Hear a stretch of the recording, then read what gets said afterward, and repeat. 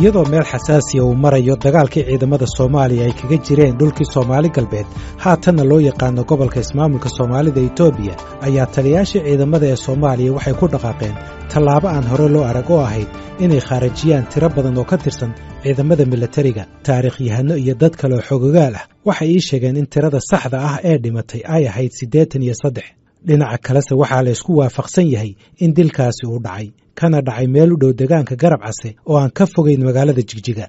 qaar ka mid ah saraakiisha xilligaasi joogtay iyo qoraalada laga sameeyayba waxay muujinayaan in dilkan uu dhacay horaantii bishii Maarso sanadkii 1978 Generaal Maxamed Nuur Galaal waxa uu xilligaasi ka mid ahaa saraakiisha ciidanka Soomaalida ee hogaaminaya howlgallada waxa uu sheegay in dabayaaqadii bishii Janaayo laga soo bedelay furinta hore dagaalka laguna soo celiyay magaalada Muqdisho laakiin waxa uu haddana la socday dhacdadaasi iyo sida uu dhacday waxana uu ii sheegay in ciidamada la dili doono loo soo xulay qaab khiyaano ku jirto qaar baa ciidamada taliya frontigaas ciidamadii ku jiray fronta Jigjiga jinacsanay ilaa iyo dhinacaas Jigjiga ku jiray ayaa telegram looga diray Hargeysa looga diray anagu ma aqaan saxeexay ma salxaan baa saxeexay taliyaqayba ma sawantar baa saxeexay oo ah wasiirkii gaashaandhigga ma geel saxeexay oo ah ardaandooyii ciidamada saddexdooda meesha ay joogeen telegram saasa loo diray ayaa la diray oo la leeyahay ragga ugu geesisan oo ugu wadanisan oo ugu maaragtay discipline ka fiican soo qora waa la dalacsiinayaa taas waa la soo qoray ayagoo awal tirama hore ma ay cayimaan 83 bay noqdeen wixii taliyayaashii ay soo qoreen tale yani oo saraakiil xigeen oo saraakiil ku jiray dhinac baa lagala maraacay mishiga lagala raacay banaan cad meel ay u cararaan male finish halkaas 83 ba lagu digay dalacaadii sidaas ay noqotay sababtu maxay ahayd sababta ayaga og laakiin waxaan maaragtay aan dareensanahay fikradaas inay Maxamed Siyaad ka socotay asaguna inuu maaragtay markii maaragtay dagaalkii soo cuslaado midowga Sovieti waasoo baxtay oo dhan ay meeshii soo qareysatay ayaa la iska dhaadhiciyay ciidankaas oo soo jaba hadduu soo noqdo maxaa iska dhaadhiciyay u maleynaya hadduu soo noqdo meesha waa ka inqilaabiga waa ku eriyay meesha laga qaadayo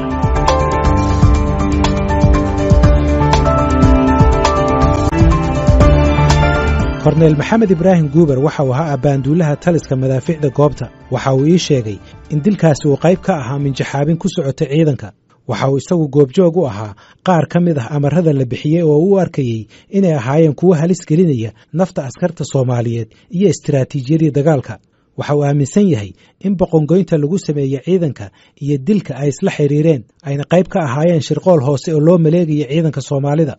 waxa jibiyay ciidankaas qorshe naga qarsoon haddii aniga aan rasaas ku weydiisto oo aad rasaas la'aan dhigtay oo aan raashin ku weydiistay oo aad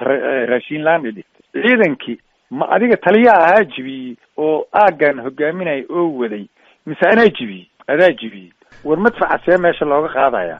baabuurkan see looga wadanaya laakiin sabotage ma garan markaa iyada okay galaal baan ka gartay niyo waaye minjaxaabinta dadka mas'uulka ka ah miyaad ka hadli kartaa minjaxaabinka ka waa dadka naga sareeyay oo la xukumay oo ay ka mid yihiin hadda markaas yaan xukumay aniga cid ka maqneed ma jiro ciraa joogay galaal baa joogay waxa joogay mataqaanaa samatar laakiin hebel kuma dhahayo hebel aan dhiibi amarkan kuma dhigi karo waxaa laga yaabaa ayaga dhaxdooda inay iska warqabin waxaa laga yaabaa gacan kale oo ka baxsan oo saraakiisha sarsare oo hoggaanka dagaalka waday in la isku xirnaa oo la raba in ciidankan uu jaba la fashilmo dagaalkan raali laga ahayn laakiin dhalinyaradan oo junior officerka kabtanada iyo mijirada iyo saraakiisha waaweyn qaarkood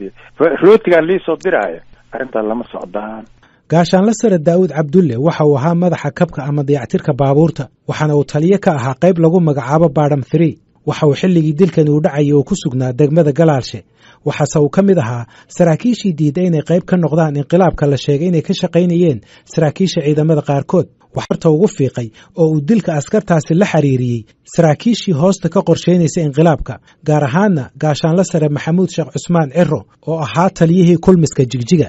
arrintaas waxaa hogaaminayay oo aas-aaskeeda iyo hoggaankeedaba lahay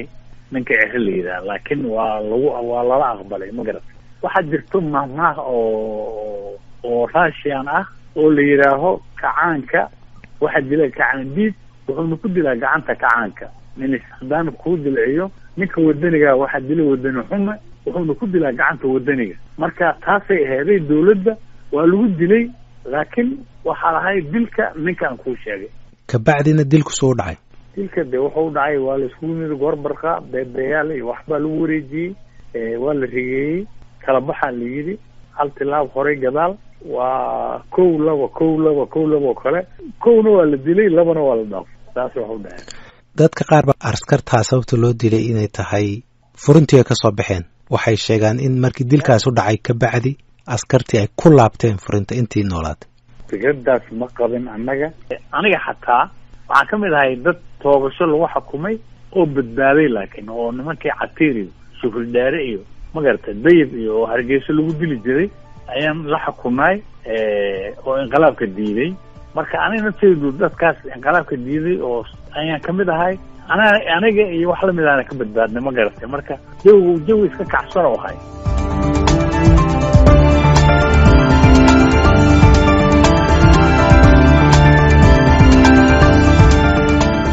haddaba ciidankaasi la laayay ma waxaa dilkooda amray hoggaankii ugu sarreeyey ee waddanka sida ay ku doodayaan saraakiisha qaarkood mise dhagartu waxa ay ku ekayd saraakiisha hoose oo iyagu go'aan ka qaatay sababta loo dilayse ma waxay ahayd in hoos loo dhigo niyadda ciidanka soomaalida mise waxaa loo dedejiyo afgembi milatari oo saraakiisha qaarkood qorshaynayeen mise waxay ahayd shirqool ay ka dambeeyeen midowda soofiyeti oo galaangal badan ku lahaa ciidamada soomaalida dhismaha iyo tababarkoodana qayb ka soo qaatay gaashaanla sare cabdi salaad cali waxa uu ahaa madaxa hoggaanka sahanka ee ciidamada soomaaliya balse xilliga dagaalku uu socday waxa uu ahaa abbaanduulaha kulmiska jigjiga oo ahaa kan jiiddiisa uu ka dhacay dilku gaashaanla sare cabdi salaad cali waxa uu ku sugnaa goobta uu ka dhacay dilkaasi ee duleedka garab case xogta uu bixinayaa qayb ahaan waa ay ka duwan tahay tan ay bixiyeen saraakiisha kale aan ku waraystay barnaamijkan waxa uu leeyahay amarka waxaa bixiyey wasiirkii gaashaandhigga ee xilligaasi jenaraal maxamed cali samater hayar sidan hudaan waxay ahayd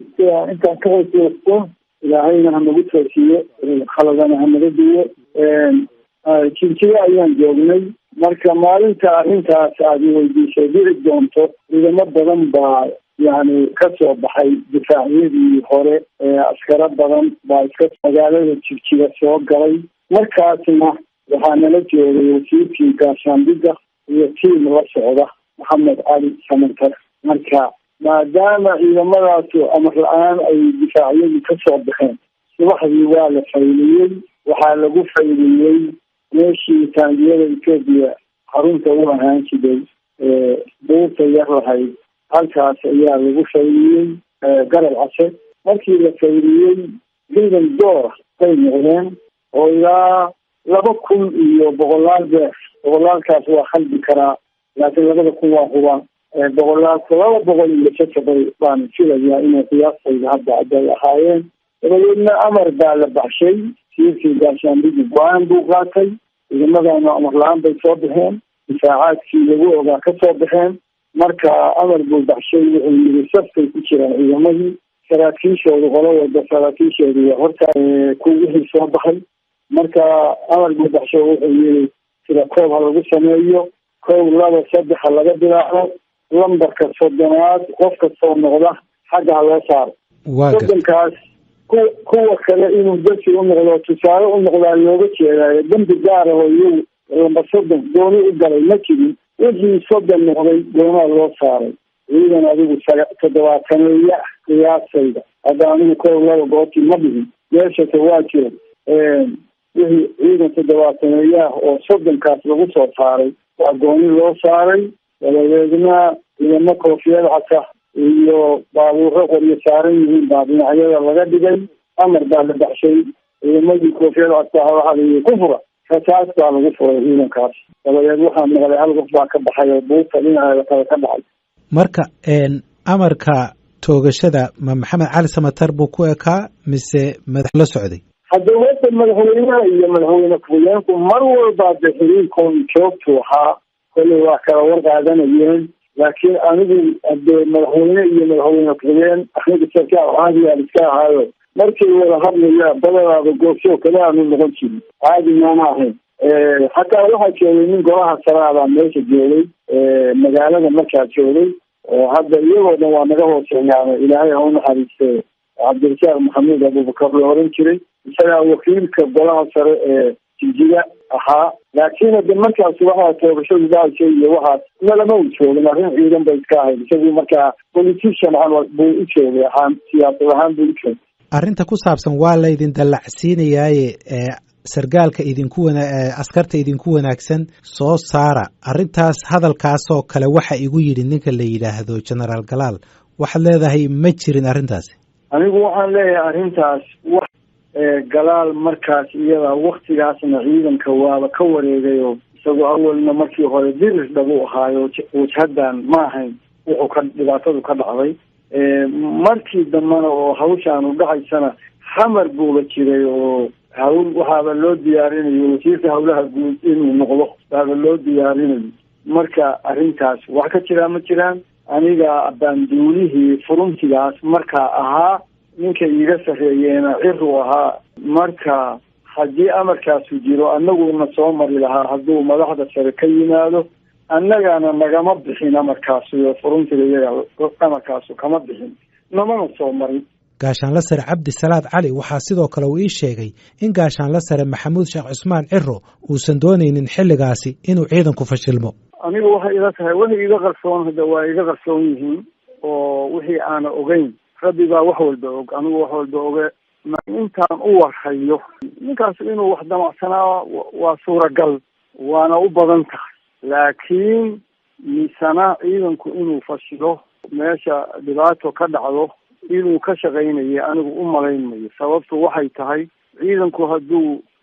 guuldaraysto guuldarrada koowaad isagaa yeelanaya mas-uuliyadeedana isagaa qaadaya isagaana madax ka ahaa isagaana maxkamad lagu saari lahaa si raggii kale oo la eedeeyey maxkamadda loo saaray oo loogu fuliyey toogasho taasoo kaluu mudan lahaa marka taa waxaan ka leeyahay anigu ma aaminsanin inay sidaa tahay ku-xigeenkiisiina waa lahaa haddaan duulihii meesha ayaan ahaa waxaan anigoo ku-xigeenkiisa ogaan waayeyna kuwo kaloo meelo kale joogay ama xamar joogay ama furuntiyaal kale joogay waxaan malaynayaa inayan ogaan karin xogogaalna u noqon karin anigu intaasaan ka leeyahay laakiinse gaashaanla sare maxamed ibraahim guuber waxa uu leeyahay waxba kama jiraan si bakhtiyaar nasiib ah lagu soo xulay nin maanta maxkamad lagu soo istaajin kara oo la dhihi kara hebelaa ka dambeey ma jiro laakiin waxaa noo muuqata in arrinta tan sabotage ciro iyo in la halmaashana ay ka dambeeyeen samatar doonta oo fuuli duleelin maayo maxamed siyaa doonta oo fuuli duleelin maayo ciidankan inuu kala carara kala yaaca muraal xumo imaada ayaa dadkaa loo laayay saraakiishaana loo laayay ninna mataqaanaa samatar u dhiibaa so maxamed siyaad u dhiibaya see mataqaanaa yani maarag annaga waxbaba maanan ogeyn iska dhaaf joobaniyaan iska een dhalinyare waxbaba aan la socon laakiin nooy abyaamo beensahato markaan soo baxnay oo aan cagaha dhulka dhignay ayaa la fikiray oo la yidhi war say ku dhacday arrintaas sabotaaj baya waxaan kusoo dul istaajiyey inta aniga sabotaaj liigu sameeyey oo guur laleeyahay in lig mataqaana diyaaradii garaacda oo hurta liiga wadanayo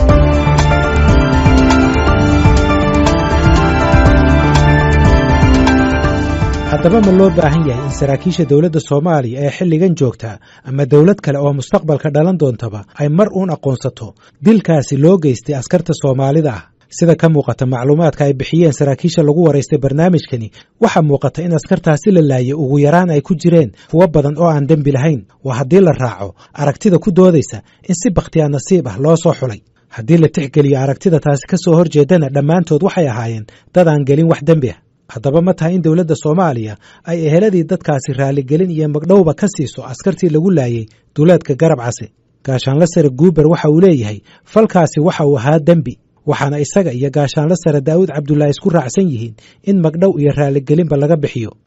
nacam crime waa crime dad la laay macam darre loo laay in lagu fushada dan lalahaa waan ayaga dembi gelin waayo ciidanka haddii la laayo shaki baa dhacaya waa la kala tegayaa saraakiil ciidamo dagaalamay oo bilada mataqaanaa yani maarag qalin awataya ku jiri dadkaan la laayay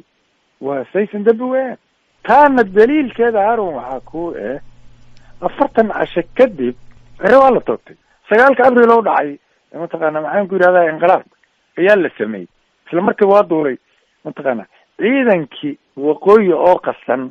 oo kala daadsan oo saraakiil la laayay oo askar la laayay oo aan lis aaminaynin oo nin walba mataqaanaa yani maarag mas-uuliyadiisa ay u xiran tahay ayuu xamar ka degay 9 abriil oo ku dhuftay sideeda kiyaaraskuisi wayel waa anagoonan ciyaaraynin baa nin laga sheegay way marka in la magdhabo oo la xasuusto way mudan yihiin aaday magacyadooda derbiga lagu taxa milita inyota la yidhaahda dadkii ay ka geeriyoodeen wixii maaragtay la gartana laga siiya haarun waa mudan yihiin dilka askartaasi waxaa daba socotay khaaraji loo geystay qaar ka mid ahaa saraakiishii sare ee ciidanka Soomaalida waxaana ka mid ahaa saraakiisha la laayay Axmed Maxamed Canshuur oo ahaa taliye guuto Muuse Muumin Meydel oo ahaa taliyihii ciidamada madaaficda goobta iyo taliyayaal kale oo ay ka mid ahaayeen Yaasiin Nuur Gurxan Maxamed Soomaali Cabdi Faarax Cali iyo Juuni 9 bishii Maarso 1978 madaxweynihii Soomaaliya Maxamed Siyaad Barre waxa uu ku dhawaaqay in dhammaan ciidamada dawladda Soomaaliya ay ka soo baxeen dhulkii Soomaali galbeed bil kadibna 9 bishii Abriil 1978 waxa afgambi dhicisoobay sameeyay saraakiil ay hogaaminayeen gaashaanle sare Maxamuud Sheekh Cusmaan Ciro iyo gaashaanle sare Cabdullaahi Yuusuf Axmed waxa uu ku qoray buuggiisa in afgambigaas 12 bishii Abriil oo ku beegnayd maalinta ciidanka xoogga dalka Soomaaliyeed balse uu soo hormariyay gaashaanle sare Maxamuud Sheekh Cusmaan Ciro kadib markii afgambigaasi uu dhicisoobay waxaa la qabtay 20 saraakiil ah kuwaasi oo markii dambena la khaarijiyay